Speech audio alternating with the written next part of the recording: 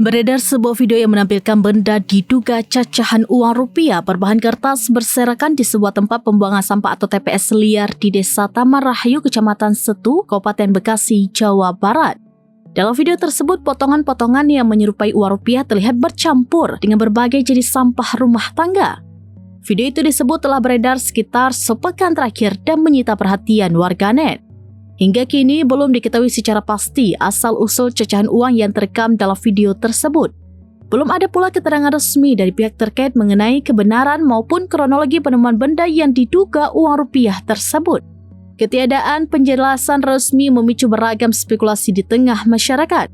Warga berharap pihak berwenang segera melakukan pengecekan langsung ke lokasi untuk memastikan fakta sebenarnya serta mencegah keresahan publik.